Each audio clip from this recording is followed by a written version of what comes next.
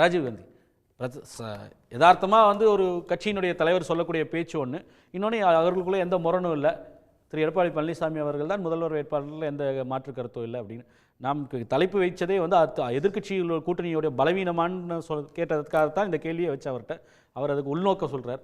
But இந்த நம்பிக்கை எதிலிருந்து வருதுன்றது ஒன்று, இன்னொன்று இந்த முரண்கள் இல்லை, எடப்பாடி பழனிசாமி தான் முதல்வர் வேட்பாளர்ன்றதை நீங்கள் இப்போ அக்னாலேஜ் பண்ணுறீங்களா? அது அப்படி தானா? ஒன்று, இன்று சட்டப்பேரவையில் இந்த பெரும்பாலும் இந்த 5 ஆண்டு கால ஆட்சியுடைய இறுதி கூட்டம்னு நினைக்கிறோம். அவசர கூட்டங்கள் இல்லாத வழியில் இதான் இறுதி கூட்டம். 5 ஆண்டு காலம் என்ன செஞ்சுங்கிறத தெள்ள தெளிவாக புள்ளி விவரங்களோடு கம்பேர் பண்ணி, போன எடப்பாடி ஆட்சியில் தமிழ்நாடு என்னவாக இருந்தது, தொழில் தொடங்க உகந்த மாநில பட்டியலில் 6வது இடத்துலையோ 16 இடத்துல இருந்தது, இன்றைக்கி 2ஆம் இடத்துக்கு வந்திருக்கோம். சமூக குறியீட்டு வளர்ச்சியில் 14வது இடத்தில் இருந்த தமிழ்நாடு இன்று முதலிடத்துக்கு வந்திருக்கு. 8வது இடத்தில் தனிநபர் வருமானத்தில் இருந்த தமிழ்நாடு இன்று முதலிடத்திற்கு வந்திருக்கிறது. வேலைக்கு போகிற மகளிர் எண்ணிக்கை 6வது இடத்தில் இருந்த தமிழ்நாடு இன்றைக்கி முதலிடத்துக்கு வந்திருக்கிறது.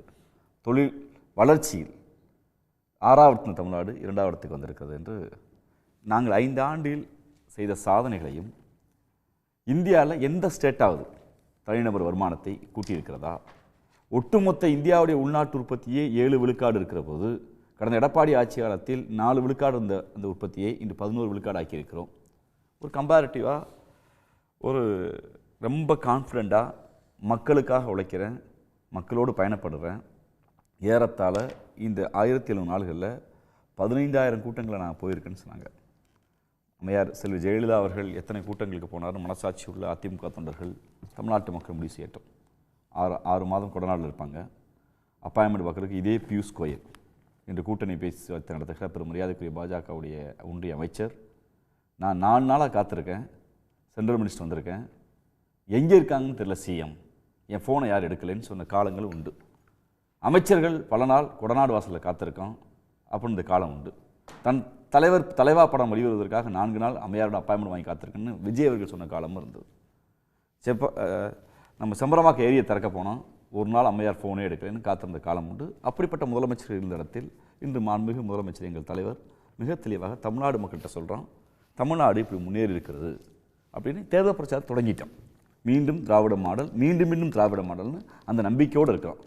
ஒன்று நலத்திட்டம், அந்த நலத்திட்டத்தால் ஏற்பட்ட சமூக மேம்பாடு, அந்த சமூக மேம்பாடு ஏற்படுத்திய தாக்கம், ஆனால் கொஞ்சம் சவுண்ட் தந்துடுவார்கள், இந்த சமூக மேம்பாடு ஏற்படுத்திய தாக்கம், அதனால் தமிழ்நாடு அடைந்த வளர்ச்சி. இது நாங்கள் பிரச்சார மேடை. நேற்று மாண்புமிகு இந்தியாவுடைய பிரதம அமைச்சர் நரேந்திர மோடி அவர் வந்தார், அவரும் பிரச்சாரம் பண்ணார். நாங்கள் இத்தனை லட்சம் கோடியை கொடுத்தோம், கடந்த காங்கிரஸ் அரசோடு ஒப்பிடுகையில் நாங்கள் இத்தனை லட்சம் கோடியை கொடுத்தோம், இவங்க இல்லைன்னு சொல்கிறாங்க. நாங்கள் இவ்வளவு திட்டங்களை தொடங்கினோம், இவங்க இல்லைன்னு சொல்கிறாங்க.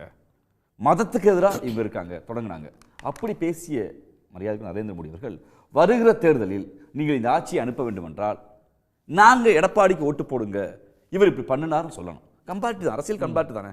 இந்த என்ன சொன்னார்ல நம்ம மரியாதைக்குரிய அண்ணன் குமார் அவர் சொல்லுவோம், இத்தப்படி உருவம் உங்களுக்கு தெரியலையான்னு. நரேந்திர மோடி தெரியலைங்க தான் வருத்தங்களுக்கு.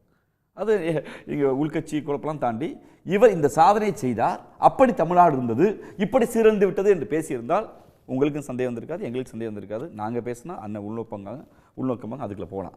நாங்கள் அதை தாண்டியே வர்றோம். இந்த சமூக மேம்பாட்டில் இத்தனை ஆண்டு கால ஆட்சியில் மரியாதைக்குரிய பத்திரிகையாளர் சொன்னது, ஐயா ஜென்ராம் அவர்கள் சொன்னது போல், ஒவ்வொரு தனி மனிதனுக்கும் ஒரு மேம்பாடு, ஒரு உயர்வை இந்த அரசு கொடுத்துருக்குது. நாங்கள் கான்ஃபிடண்ட்டாக சொல்கிறோம், ஆமாம் கொடுத்துருக்கோம். இதன் மீது விமர்சனம் வைங்க, எங்கள் மீது புழுதிவாரி தூற்றுகிற போது கூட ஆமாம் நீங்கள் அதுக்கான விளக்கத்தை எங்கள் அமைச்சர் கொடுக்குறாங்க, எங்கள் முதலமைச்சர் கொடுக்குறாங்க. நீங்கள் தமிழ்நாடு இன்னைக்கு கல்வி சிறந்த தமிழ்நாடு நாங்கள் சொல்கிறோம், ஆமாம் கொண்டாடுறோம். ஏன்னா பள்ளியை முடிச்சுட்டு கல்லூரிக்கு போகிற மாணவர்கள் மாணவிகள் எண்ணிக்கை தமிழ்நாட்டில் நாங்கள் தான் அதிகம். அது அவர்கிட்டயே கேட்போம். ஒரே ஒரு நிமிஷம். இப்போது அவர் வெளிப்படையாகவே சொன்னார், இவ்வளவு மோசம்னு சொல்லி ஒரு பட்டியலிட்டீங்க இல்லையா, புகார் பட்டியல். திமுக ஆட்சி குறித்து பிரதமர் திரு மோடி அவர்கள் ஒரு பெரிய பட்டியலை வச்சார். அப்போது மாற்றி இப்போ ஒரு சிறப்பான ஆட்சி இவர் தலைமையில் அமைக்கலாம் அப்படின்னு சொல்லி எடப்பாடி பழனிசாமி தலைமையில் ஒரு ஆட்சி, அதிமுக ஆட்சி அமைக்கலாம்னு ஒரு வார்த்தை சொல்லியிருக்கலாம்லன்னு ஒரு கேள்வி. இன்னொன்று அது இதுவும் சேர்த்து சொல்லிடுங்க, ஏற்கனவே ஒரு 5 வாக்குறுதிகளை கொடுத்துருக்காரு திரு எடப்பாடி பழனிசாமி அவர்கள். 2000 ரூபாய் கொடுக்க போகிறேன் அப்படின்றது, அதே போல் ஸ்கூட்டிக்கு 25,000 மானியம்லாம் சொல்லியிருக்கார். அப்போது பிரதமர் முன்னிலையில் எங்களுக்கு வாக்களித்தால் பிரதமரை வைத்துக்கொண்டு சொல்கிறேன், உறுதி கொடுக்குறேன், நிதி வரும், நாங்கள் இதெல்லாம் செயல்படுத்துவோம்னு சொல்லி அதையும் வந்து பிரதமரை வைத்துக்கொண்டு எடப்பாடி பழனிசாமி அவர்கள் பேசியிருக்கலாம்ல. இல்லை, இது வந்து தேர்தல் பிரச்சாரத்தினுடைய இறுதி கூட்டம்னு நீங்கள் நினைக்கிறீங்க. அது இல்லை. இது வந்து பாரதிய ஜனதா கட்சியினுடைய கூட்டம். அதில் கூட்டணி கட்சிகளை அறிமுகப்படுத்துனாங்க, அவ்வளோதான். அதனால் இன்னும் அதில் நீங்கள் எதிர்பார்க்கறத விட கூடுதலாகவே சொல்லுவாங்க. அது கொஞ்சம் காத்துருங்க. காலம் இருக்கு. பரவாயில்ல. ஒரு அதிமுகவுடைய தொண்டருடைய யதார்த்தம் அதான். உண்மையிலேயே நான் அதை நாவடிக்குமாரோட சரிதான். இல்லை, அது சரிதான். ஏன்னா ஒரு பக்கம் டிடிவி தொந்தரவு, ஒரு பக்கம் ஓபிஎஸ் தொந்தரவு, ஒரு பக்கம் தீபாஸ் தொந்தரவு, ஒரு பக்கம் அண்ணன் பழனிசாமி, அண்ணன் கோயம்புத்தூர் பழனிசாமி தொந்தரவு, அண்ணன் புகழை தொந்தரவு, பல தொந்தரவு இருந்துச்சு. ஐயா சாமி கட்சியை காப்பாற்றுங்கன்னு மூடிட்டு இருந்தாங்க. பரவாயில்ல, தன்னை நம்பிய தன்னை நம்பிய ஆளாக இருந்தால் கூட ஓபிஎஸ் வெளியே போனால் பரவாயில்ல, டிடிவியை நான் எப்படியாவது இப்போ அமைதியாக இருப்பேன், நம்மளே நம்பி இருந்தா இருப்பாரு, நீ கட்சியை காப்பாற்றி கொடுத்துருக்காரு. அதனால் கூட்டணி அறிமுகம் பண்ணியிருக்காரு, உடஞ்சிருந்த கூட்டணியை ஜெல் பண்ணியிருக்காரு. பரவாயில்ல. அந்த அதிமுக தொண்டர்களை கான்ஃபிடண்ட்டாக நம்ம இது பண்ணணும். அவர் தனி கட்சியாக தான் வெளியே வந்து இல்லை இல்லை, எங்கள் பார்வை சரிங்களா, ஒரு காப்பாற்றிருக்காரு. ஆனால் வந்து இந்த மண்ணில் அவர் விதைக்கிற சமூக நல்லிணக்கம் குறித்து இவங்க பேச தயாரா? நேற்று எந்த நாள் பெரும் மரியாதைக்குரிய பேரறிஞர் அண்ணா தமிழ்நாட்டுக்கு இந்தியாவிற்கே அடையாளமாக அன்னை தாய்மொழி ஒவ்வொரு மாநிலத்துக்கும் உயிர் போன்றது, இந்தியர்களை இணைப்பதற்கு ஆங்கிலம்தான் இணைப்பு மொழி என்று அறிவித்த 23ஆம் தேதி 1வது மாதம் 1968 அந்த நாள் வந்து நரேந்திர மோடிட்ட, ஐயா நாங்கள் அண்ணா திராவிட முன்னேற்ற கழகம், எங்கள் கட்சி கொடியில் அண்ணான்னு பேருக்கு, நீங்கள் இங்கே வந்து இந்தியில் பேசாதீங்க, காங்கிரஸ் தலைவர் வந்தால் இங்கிலீஷில் பேசுகிறாங்க, கொஞ்சமாக தமிழ்நாட்டு தமிழர்களுக்கு புரியுது, நீங்கள் எப்போ பார்த்தாலும் இந்தியிலேயே பேசுறீங்கன்னு ஐயா எடப்பாடி பழனிசாமி கேட்டிருந்தாருன்னா பரவாயில்ல, மகிழ்ச்சி, கேட்குறாரேன்னு கேட்டிருக்கலாம். ஐயா இங்கே எங்கள் ஊரில் எங்கள் பேரங்க அண்ணா சொன்னார், ஒன்றே குலம் ஒருவனே தேவன் சொன்னார், அந்த ஊரில் வந்து திருப்பரங்குன்றத்து பேரில் கல்லறியாதீங்கன்னு எடப்பாடி பழனிசாமி கேட்டிருந்தா ஓ பரவாயில்ல, இன்னும் திராவிடத்தை தூக்கி பிடிக்கிறான்னு கேட்டிருக்கலாம். ஐயா எங்கள் ஊரில் நாங்கள் மாமா மச்சனா இருக்கோம், இந்து இஸ்லாமியர்லாம் வேற எங்கே இல்லைங்கய்யா, நீங்கள் வந்து பாரத மாதாக்கு ஜெய்ஹிந்த்லாம் சொல்லாதீங்கன்னு சொல்லியிருந்தாருன்னா பரவாயில்ல, எடப்பாடி பழனிசாமி இன்னும் அவர் திராவிடத்தை பிடியில் இருக்காரு, பரவாயில்ல, கூட்டணிக்காக தான் தேர்தலுக்காக தான் கூட்டணி வச்சிருக்காரு, கொள்கை வீரன் எடப்பாடி பழனிசாமின்னு மக்கள் நம்பியிருப்பாங்க.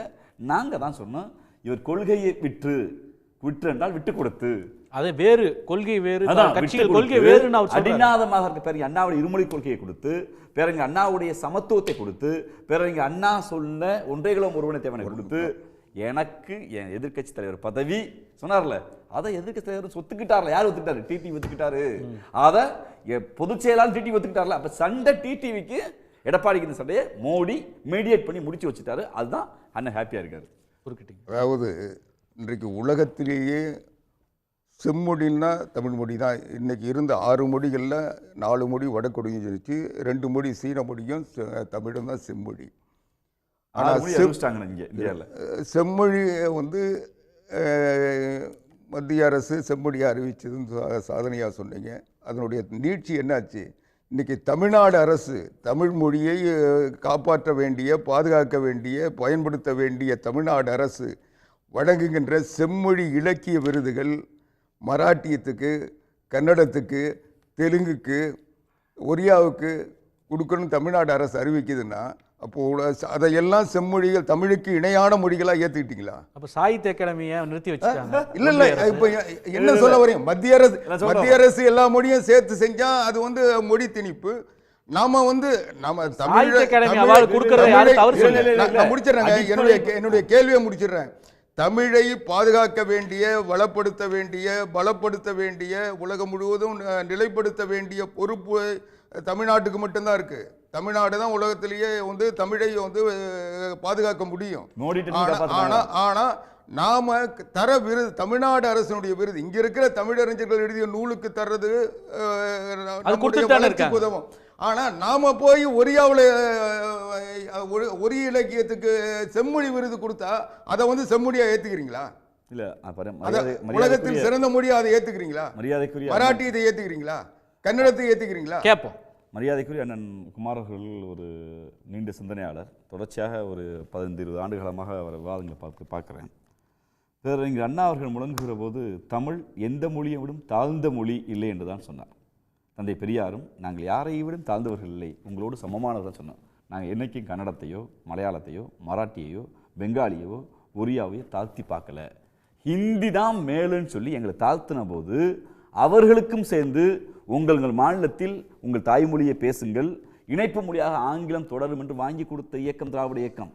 அதிமுக சேர்த்தே சொல்கிறேன். ஏன்னா அன்றைய மக்கள் தலைவர் மரியாதை எம்ஜிஆர் அவர்கள் ஊராய் அதற்காக பிரச்சாரம் செய்தார்.